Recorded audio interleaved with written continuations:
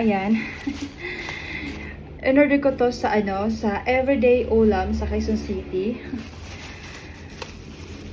So, ito yung kanilang charan! Wow! Ang ganda na pala ng rice nila. Tapos, here's it. In-order ko kasi is yung tinola. So, ayan. Tyan-tyan. Buksan natin. So, kung gusto niyo pala kumain ng pagkaing Pinoy, tapos gusto niyo ng tinola, sinigang, mga ganyan, mabibili mo yan sa Everyday Ulam. Meron din sila sa Food Panda. So, sa Food Panda ko to binili. So, itong aking binili is, tinola. Tinolang manok. Tikman natin kung masarap.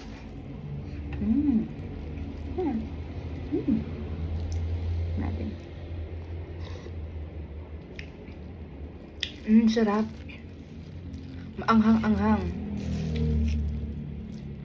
Ayan o. Sarap.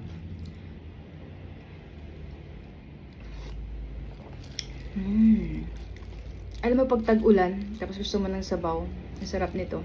Bagay. Eh, maanghang kasi naglagay sila ng ganito. Oh. Sili.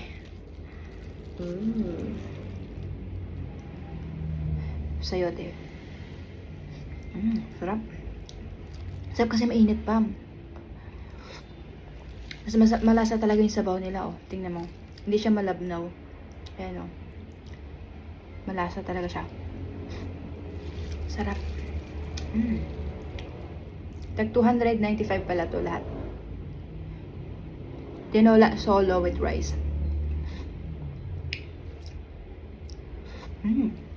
Sarap. Sarap. Sabaw na pwede na. So, bale, ano siya? 3 pieces. 3 pieces na tinola. Solo. Sarap. Thank you for watching, guys. Love you all. Bye.